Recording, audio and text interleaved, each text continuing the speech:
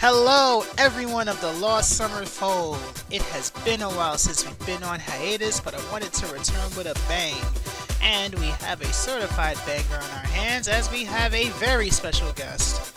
A veteran among voice talents, we're talking someone who has voiced your adolescent years to your adulthood. Someone who has voiced your favorite anime to your favorite video games and everything in between. Well, I could spoil the surprise by naming the roles that they've played, although if you're clicking the video, you probably already know who it is. I'd be happy to oblige, but without further ado, we can't keep the lovely lady waiting, so we have... Hey, this is Juri Theme, welcoming you all to the return of Lost Summer Days. We like it. I am so sorry. We don't have Jessica Straus today. We actually have Juri Theme in the building. Very special guest. I thought you wanted that intro right now. Yeah, I know. But before we get too much into like the juicy bits, I want to start off with a bit of like humble beginnings. So how does such a storied career like yours begin, and how did you get into voice acting, and what was it like back then compared to like the journey from back then to now? Oh my gosh. Well, it all started in my patio at home, dancing to Sesame Street records. No, seriously. I used to do performances at home when I was a little kid, and so I used to write plays and I drew. And as I grew up, I kind of lost that sense of doing acting as I got into my teens. But then when college hit, I all of a sudden got this burning desire to be an actress, and I went off and I got an BFA in theater arts, and that took 3 to 4 years. And then I came back to LA and I did a lot of theater and learned about playing all these different characters and improv and all that kind of stuff. And so I pursued stage and on camera for a while. And then voiceover, through my on-camera agent and also through Dramalog, I started submitting to on-camera stuff. Dramalog, I submitted to the Blizzard job, Diablo 2. Wait, no, that was through my on-camera agent. Sorry, I'm getting them mixed up. But I actually auditioned for that through my on-camera agent, and I booked the job of Amazon. I shall purge this land of the shadow. I don't know the time frame, but the other job that I booked, I started working with EA, and that was actually a union job through Dramalog. It's kind of crazy. So the way I got started is a really weird... I don't know if you could get started in that way today on big projects. But back then I could, and I didn't have a home studio. It was different because they were still using cassettes for demos. So when I got my first demo made, it was a cassette, and you had to either mail it in or hand deliver it to agents or casting offices. I also had a pager. And so no cell phones. Wow.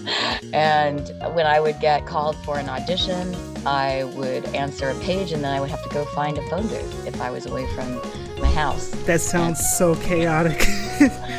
and you're like driving, and everything you had to drive to. So I've had a home studio for a long time now, but when I think about it, I was driving all over the place. Just like for on camera, you used to have to drive to your auditions. I drove to auditions and got the script there, but you got to see a lot of actors more those days. So now to see actors is a little more tricky. The difference definitely is the home studio, because when COVID hit, I moved from my home studio closet and I bought a professional booth, and I have a much more professional, quiet setup now at my house. But you work a lot more by yourself, and you don't see people as much. I still go to the studio, but I also work more from home. And of course there's cell phones, and I think the business just picked up because of technology, where it just goes faster and faster and faster. So sometimes that's probably why today we got confused with the time, because it feels like there's a lot to look at all the time. It can be a lot. You can get overwhelmed with all the different social media. For me, because I didn't start with cell phones, but there's a good thing about it, is that you connect to so many more people. So it's a catch-22.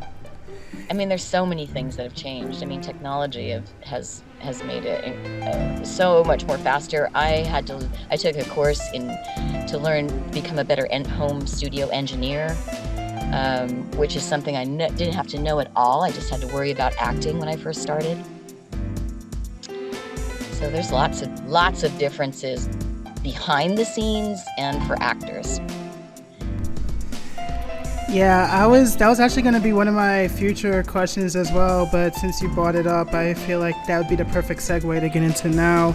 So with COVID hitting, I definitely aware, like, just who I've been speaking to with singers and voice actors and everything, that landscape has changed a lot, because what used to be more of a physical thing is now more so kind of secluded in a sense. So do you so do you feel like that has affected your general workflow, or did it take a while for you to get used to that?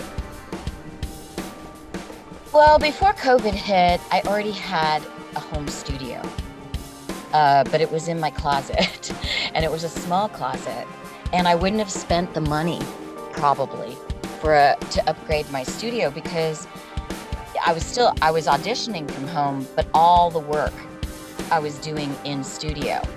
So when COVID hit, it shut down all the studios. So then you had a choice of then your studio became so much more important, and what mic you're using, because everybody was recording from home. So yes, it was a huge learning curve for me, and I took some courses that were offered through a dubbing group that's here in LA, where engineers volunteered their time, and they were teaching actors how to set up their own home studio and make it sound better. So it was a big learning curve. And it totally has changed, because now when I'm at home, I have to think of engineering and connecting to the studios and making sure that's okay, and levels. I wouldn't have to think of that when I'm in the studio, when I go to the studio. And yeah, definitely I miss seeing directors in person and seeing other actors in person, because they separate the times more. You don't necessarily pass them in the hallway as much. So there's a good and the bad to it, In a way, when I go to the studio, there's traffic in LA, so I don't have to be in traffic as much if I'm at home. So. Yeah, that's one positive way to look at it. Yeah. So, when did you realize that you said that you were getting into like voice acting through various agencies, and it started off with drama as like a background? Like, when did you feel that voice acting was going to be something that you wanted to stick with for as long as you've had? Like, what was that one moment that made it seem, okay, this is something I definitely want to spend the rest of my life doing, more or less? I think all the time I spent on stage developing characters, and I was in a group that was an improvisational theater group where we developed our own script, prepared me for voiceover, because I loved playing characters. So when I started auditioning and booking right away, it gave me a confidence, and there was a feeling I had inside of myself that, oh, I never thought I'd be here, but this sort of feels like home, because I didn't have to look the part, and I could play around with all these different voices in my head and be all these different people, and I didn't have to have the makeup on. So I knew I was just booking more than I did for on camera. And it happened almost immediately. And I went and got a demo done, and I started working right when I got my demo. So I think it was that the universe was kind of saying to me, hey, here's some work. This is what you can do. And so I just went for it. And I was lucky. I got into games and anime almost immediately. I didn't have to work like super. I worked on getting a demo and marketing and all that kind of stuff. But all the footwork was me doing stage work and all the acting classes that I took before. So that was years and years of that. But I think I went for where the work was. Do you have a favorite anime or a game that you feel like, it doesn't have to be something that you voice, but do you have like a favorite game or anime that you just like to indulge in? You know, I just did a game called Ni no Kuni Crossworlds. Yeah. And I like many voice actors. Some of them play games coming in. I don't always have time to play games, but I always go, oh man, I'd love to play that game. And I've gone to E3 and Comic-Con and different conventions, and where I've gone and spoken, and I played games there, but I never have had a game that I always play now. Ni no Kuni is the type of game where it's just beautiful looking and it's kind of serene, and all the characters are a lot of they look a lot like they're a lot of fun to play. I probably would choose that kind of game now. When I first started my career, I did, however, play Diablo 2 all the way through, and that was a kick in the pants, but it so I like that. Yeah, Diablo 2 was really fun, and it was really weird back then hearing Amazon, me as Amazon, coming back through the screen. I sense great sorrow and misery.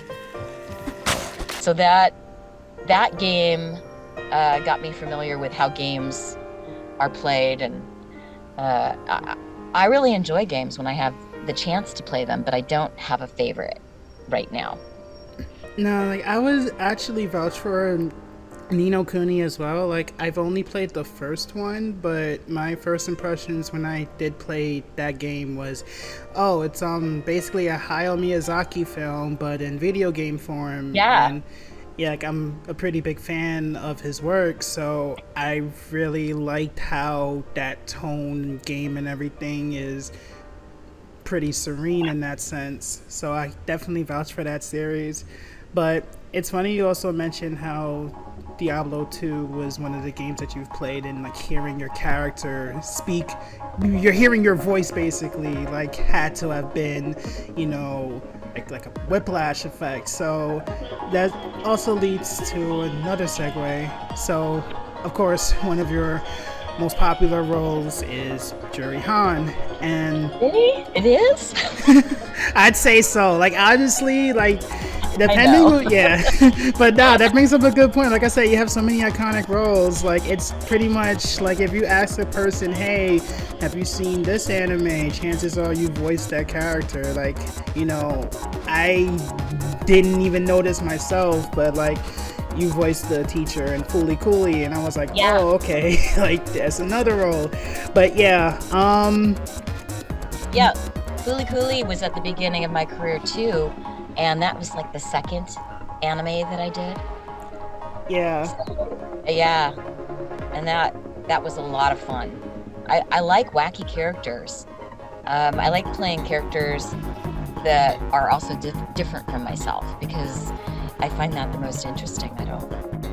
No holds barred. It's just what every girl wants.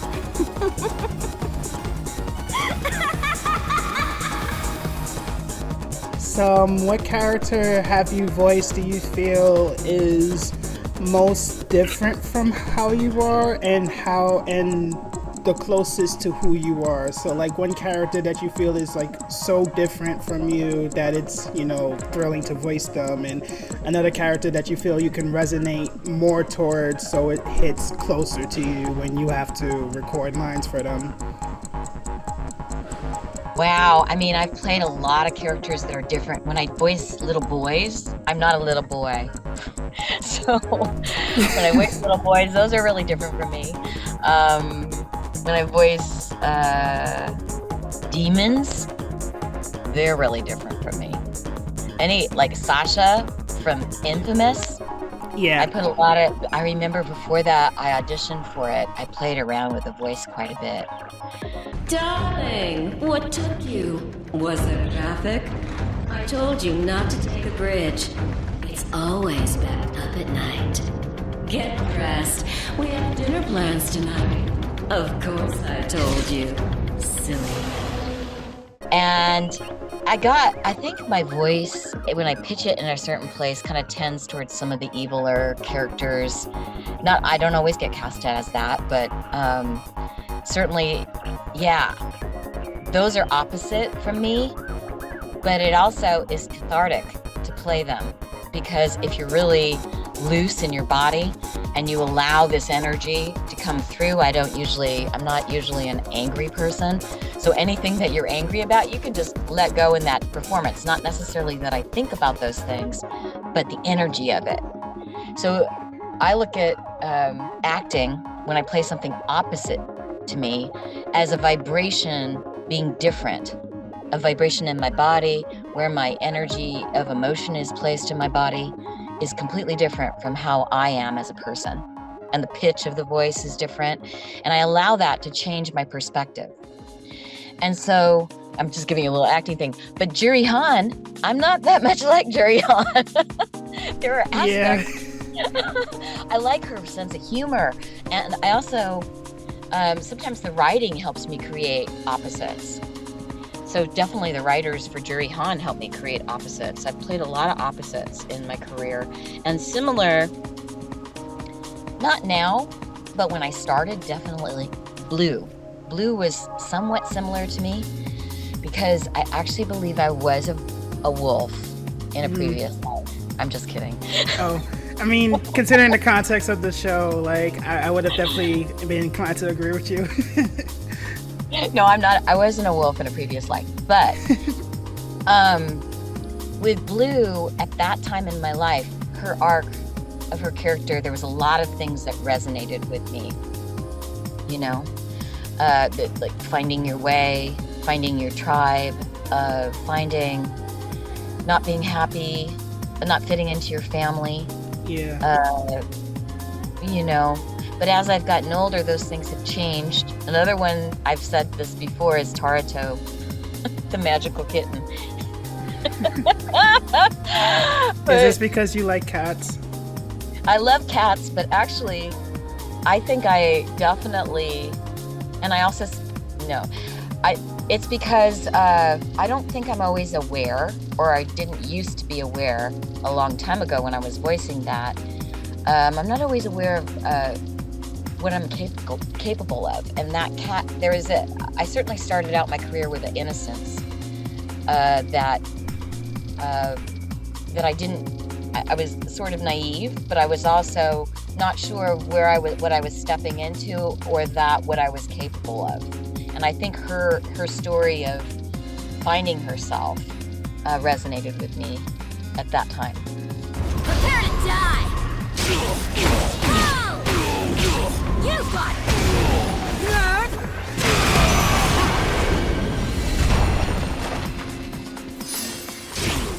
Claim victory and bask in the glory. Nerd! You wanna serve under me?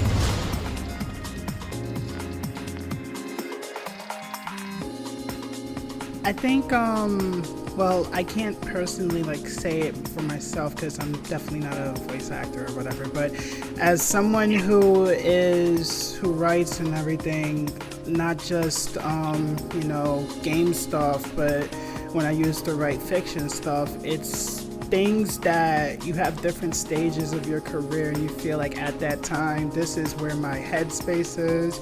So this is what I want to write. And when I'm voicing these things, this is how I'm feeling. But then as I go down the line, 10 years later, I'm like, okay, I'm looking at my older works and I'm like, I'm totally not in the same space where I was in the past. Like maybe I may have matured, maybe circumstances were different, but I feel like depending on like the era you're in your life, the characters that resonates with you at one point may not resonate with you much now, and vice versa. Characters that you may feel, okay, I'm just doing this just to do it, and you think about it later and you're like, okay, yeah, I'm actually more like this character than I thought I was. You still contain bits and pieces of those memories, and truthfully, I don't always rely on my own life to create a character. It's a different kind of training that I had. Sometimes I do. Sometimes it affects the performance, and other times it doesn't.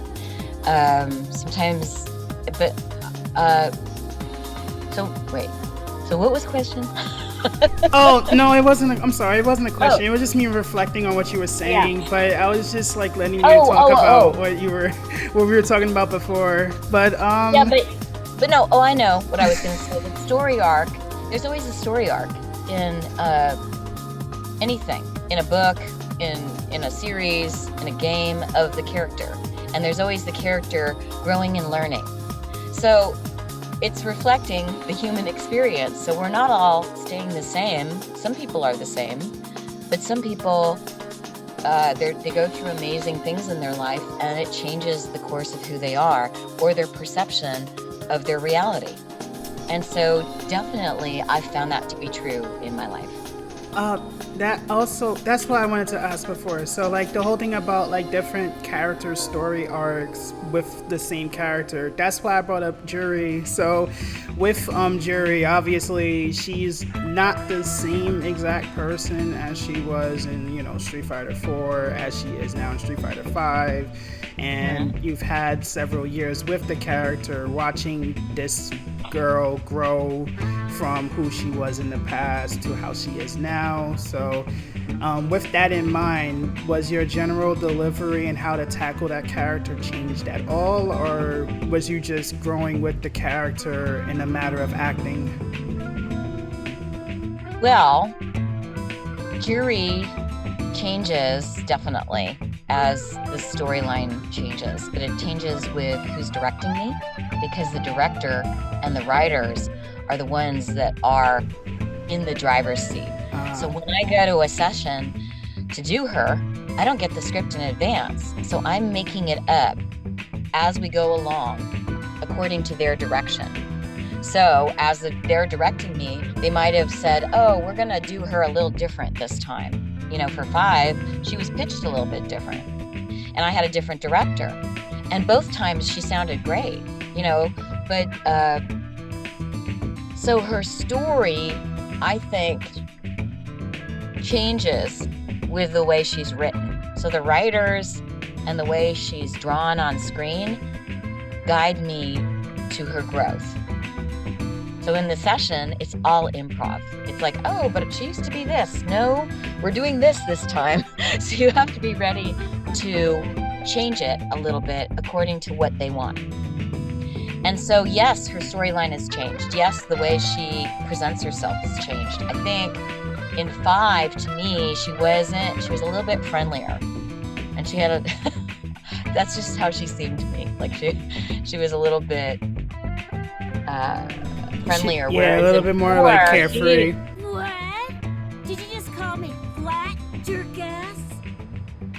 Ha! You dare insult these curves? I'm gonna make you flat, Tiny. I'm already feeling flat. Yeah, a little more humor. But in 4, when I look at, and it's me remembering lines that I didn't get to see in advance. So I have to look back at the videos and go, oh yeah, I said that line. Man, she was mean. And I look back at some of the stuff from Street Fighter 4, and she was really dark.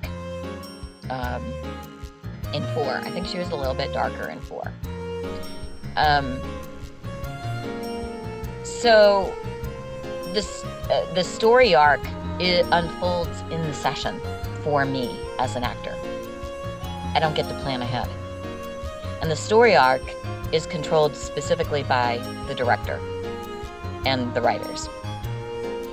That's really impressive, though. Like the fact that you can adapt to things on the fly like that, and that's also serving more of a testament to how I feel Juri's a character that's, layers, a bunch of layers, and you're able to provide those layers because of the spontaneity of it. Like, it's all spontaneous. Like, you go into the booth, you don't know what you're doing at the current moment, but you're able to adapt to it on the fly. And I think that's what makes characters like her, like, amazing when it's done by a really good vocal talent. So that's basically like what I've wanted to ask for that. But also well, let me just say this, though. Yeah, sure. her voice, and I've said this in a video a while back, her voice was developed by me auditioning. And there was a couple characters where her voice, I didn't know she was Juri at the time, but her voice would show up in a script of somebody that's a little bit diabolical and crazy and sexy and whatever. And so I sort of had her personality developed before I stepped in to the audition for her. And I didn't know who she was when I auditioned, but I tried the voice on, and then they tweaked it when I booked the job and went into the studio. But all voice actors working in games and anime and animation, they all have to have an open mind. So coming into a session and setting something in your mind, like this is the way I'm going to do the character, is a mistake. You have to be open to the directors and what they want you to do. And also just be open to kind of like jumping out of the airplane with a parachute on and going, let's see where she takes me. Whee!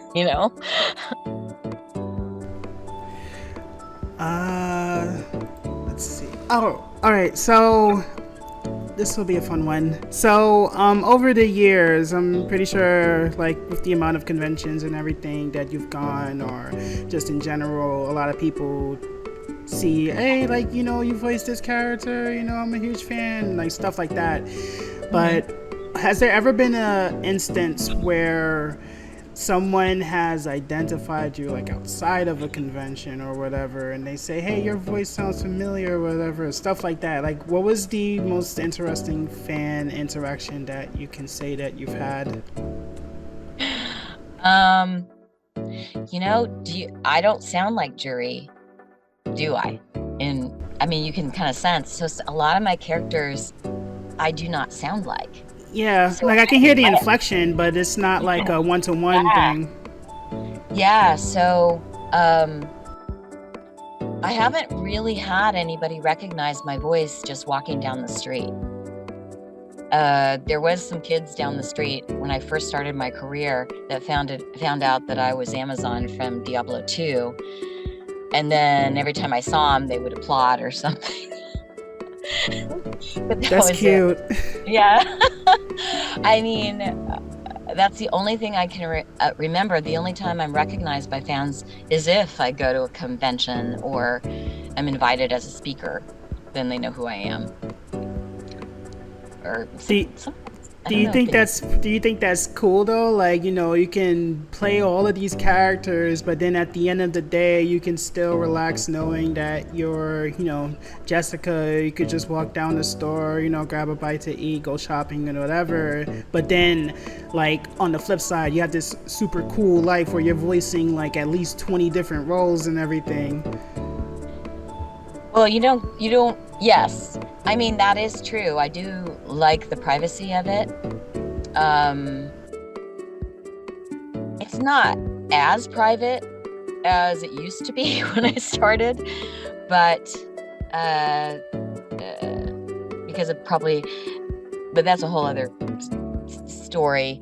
But I think,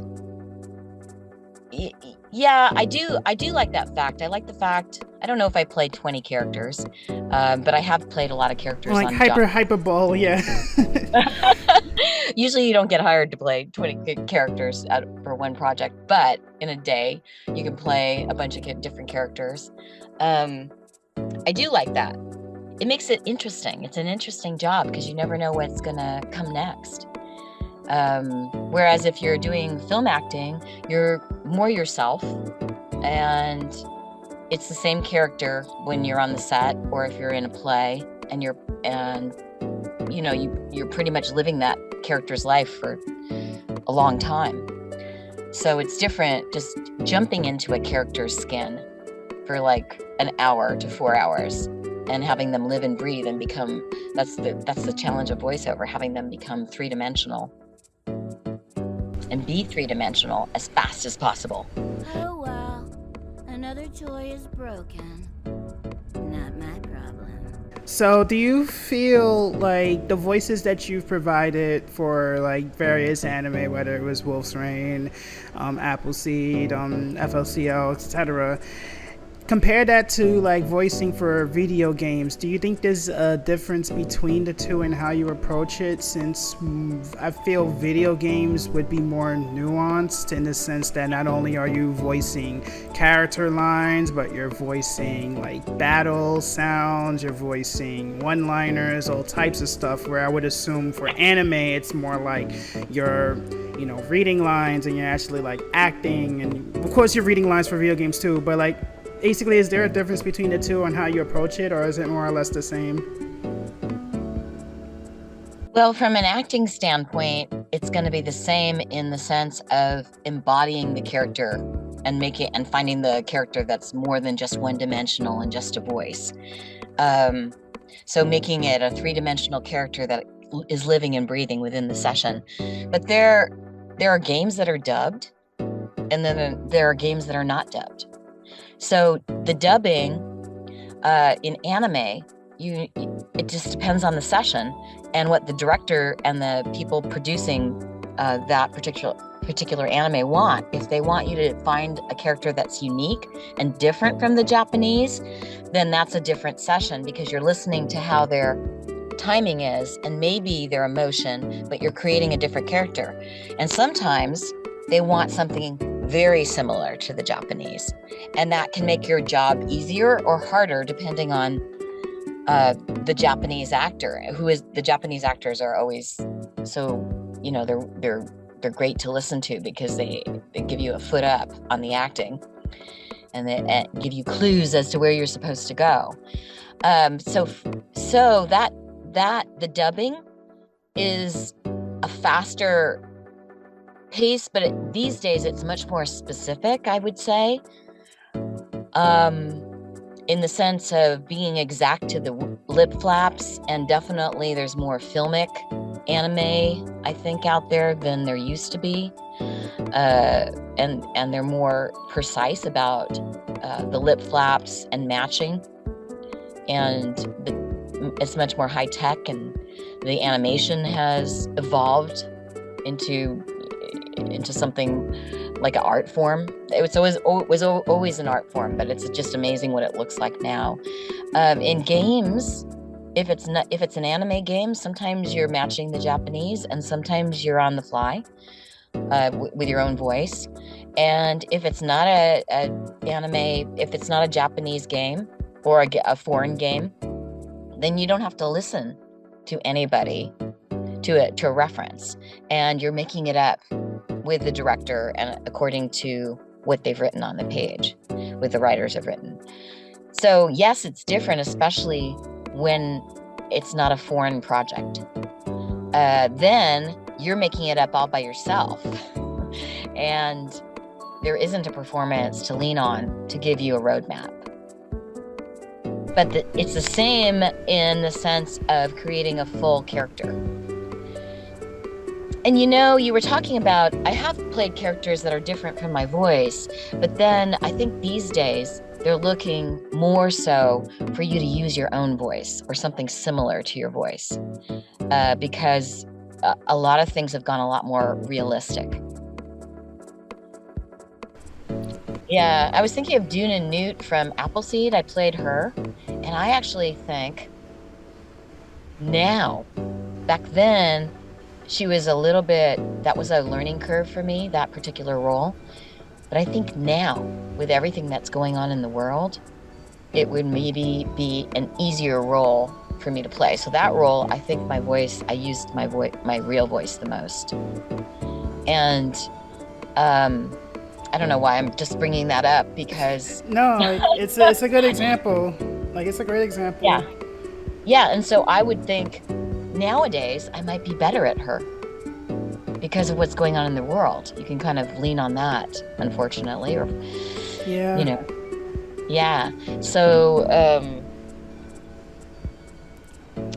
so there's definitely a difference in the way the sessions are run, and sometimes you're looking at a lot of video in anime and you can see the characters moving on the screen, and in games they don't necessarily have that. Sometimes they do, but a lot of times they don't. They just have a picture. There's another fun question. So, is there a role that you've always felt like you've wanted to tackle on but never had the chance to do so, whether it was because like the reasons don't matter, but like, was there like ever a role that you ever wanted to, like, what is your dream role that you wanted to ever do as far as like voicing a certain character, basically? I would love to play Catwoman. Oh, nice. I could definitely see that. Oh my God, she would be so much fun. And anything in a Marvel project. I love Marvel. Because I love playing heroes, but also I love humor. So that comes to mind. Another thing that comes to mind is, there's a bunch of, I love kids' cartoons. I love tapping into innocence. So anything that has to do with kids' voices or making the world a better place or a story that empowers little kids or people in general, I love that kind of stuff too. I love playing around in innocence because it makes me feel good. And when you feel good, they feel good. Yeah. That's the one thing that I can definitely feel that resonates with not just voice acting, but acting in general. Like, if you're playing a role and, you feel like you're in the zone and you feel like, hey, I'm actually feeling happy playing this role or whatever. Like, if you play a kid's show, then the kids definitely, because kids catch on to a lot of things, like they'll see this and they'll like resonate with that character more because, hey, this character is like, energetic and peppy and everything. So, kids will latch on to that more than anything else, I feel. Yeah, and I'm a big pet and kid person. Like, I have pets. I love pets and little kids. And so it's, it's not necessarily, those are necessarily the most popular game characters, but that's a passion of mine. I often have pets and little kids come up to me on the street. So you're asking about fans? Yeah, I guess those are your fans, pets and kids. Those are the best fans to have. Pets and kids. Yeah, I'll have them talking to me randomly, and it's like, or not talk. Pets don't talk to me, but they that would be weird. But I can also pets to me. It works with Catwoman. If you want to get, voice acting with Catwoman, isn't like one of Catwoman's powers the fact that she can like understand what the cats are saying or something like that, depending on who's writing the script. Yeah, so. Yeah, Animals, I think, do have. I have cats, and my cats are super smart, and they understand certain words.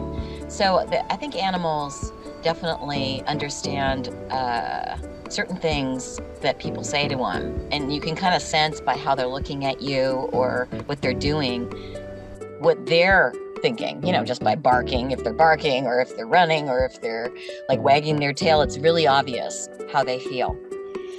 And sometimes I get, just like Blue, if you base a character on a wolf and you make them a magical human,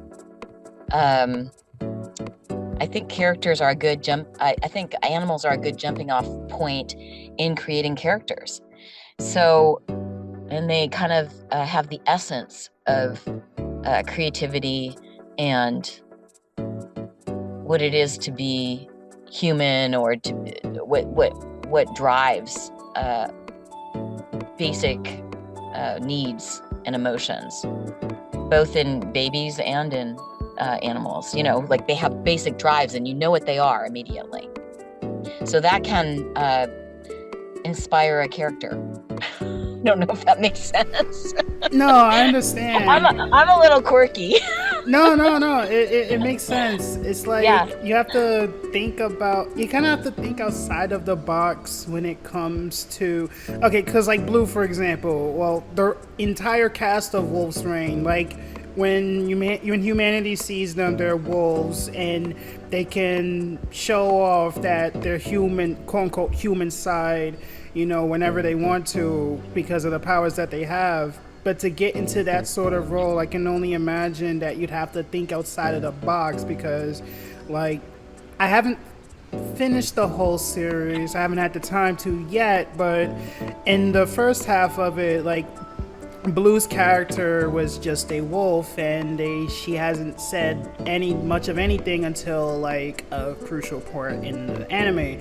So I would imagine like having to think outside of the box. You'd have to think of the character like, okay, like I'm a house-trained wolf. How would a house-trained wolf feel knowing, you know, that they're house-trained, they're wolves, and wolves are obviously, like, you know, hunted in the show. So I feel like definitely, like, you'd have to think outside the box and think that way in order to, like, fully capture what it is that you're cast to, more or less. Well, in that, now, you know, as I flash back into sessions of her, and also every single session, it's the writing and the directing. Because I remember Finding Blue was very much Mary Elizabeth was directing me, and I would say her direction was really, really good. And so that helps give you a roadmap to the character. So it is a give and take of listening and responding, which is basically what acting is. So you're creating the story of the character with the director. And so it's not just me. It's everybody involved in the project that helps create that character. But it's the actor's job to just be open to whatever is given to them. And that's what I try to do every time I go into the studio, just be open to direction, really. Because, I mean, you come in with your own ideas, and you definitely have to have that as solid, but you have to be willing to change that as you go through the sessions, depending on what the story is doing, depending on what the director wants.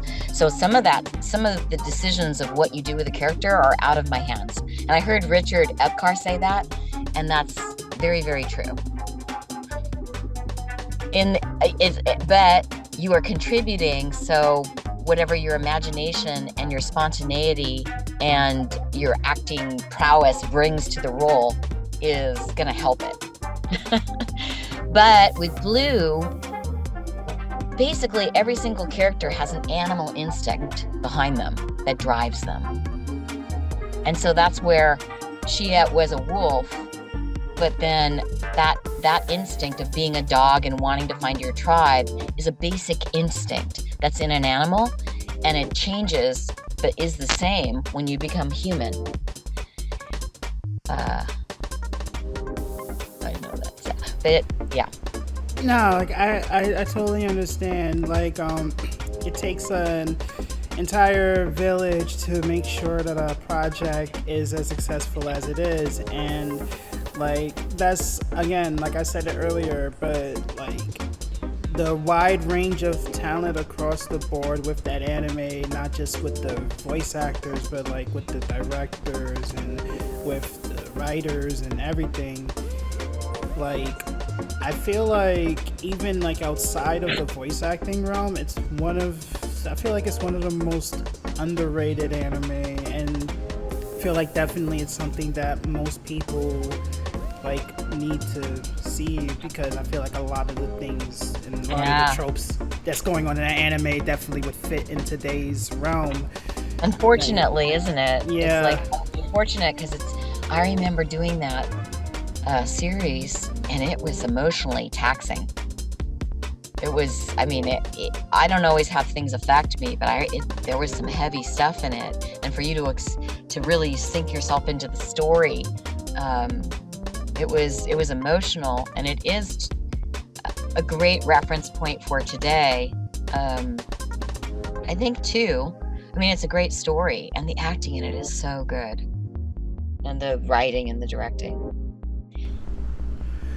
Alright, so we're closing. Okay, so this kind of was the opposite of a short interview because we're closing in on the hour mark. But it's totally fine. It's totally fine. Like, I definitely like had fun talking with you, and it's definitly something that I appreciate. I hope you feel the same too, honestly. I don't want to feel like yeah. You know what? I love interviewing and getting questions from the fans, because it's like I said, in theater, the audience is right in front of you. But then when I get to talk to fans or meet them in person, it's an opportunity to, feel the vibe of, this is how it affected this person. This is how this story affects them. And it makes storytelling really important, especially in today's world, I think. So I guess I could end it on this note. What do you have any planned dates for any conventions for the rest of the year? Or you mentioned SDCC. I don't think you're going to that one, are you? I have a badge, but it's just sitting there right now because, I didn't plan ahead because COVID is still kind of looming. Yeah. And you get sick. I have had one booster. I still need another booster. So I was kind of on the fence. I would love to do more conventions. I haven't put myself out there yet, but if somebody contacted me, I would do it totally, because I love traveling. I love meeting the fans. I should, now that you mention it, go get my 4th booster at the end of the month and start, my 4th shot, and start thinking about doing conventions. Yes, I definitely feel like, well, I'm in New York, so I definitely feel like, special guest visit for, like, I guess, New York Comic Con, Anime NYC, or just anything in the East Coast would definitely be a huge boon. So, like, honestly, I still am kind of, also taking safety precautions as far as, like, events and stuff like that goes, but it would be really nice to have you come out to, like, one of them and just, like, interact and, like, meet up with fans and even meet up with each other in person. That would be really cool. Yeah, I love it. But they can, if you ever know anybody that's in charge of the convention scheduling special guests, then please pass my email on to them, but don't pass it on to anyone else. I won't, I promise. It's just between you and I. All right.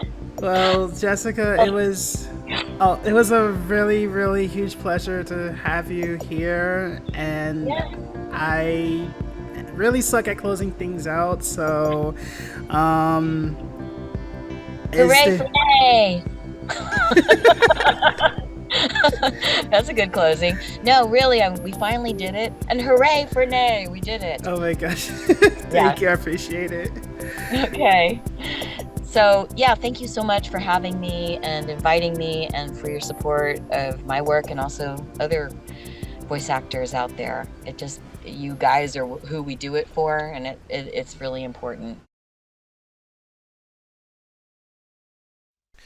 Alright, so this is actually going to be a proper outro. I need to work on this, and it's going to be something I'll work on as I get used to this video format. But once again, a very, very, very special thanks to Jessica Straus for being patient with me and also lending me her time to ask her so many questions and just getting to know her deeper than the voices that she provides. I hope you guys enjoyed the video, and I hope you enjoyed the audio as much as I've enjoyed the interview and her time. Definitely watch out for more content in the future. It's going to be awesome, and I am going to stop this before I ramble even further. So yeah, catch y'all on the next one.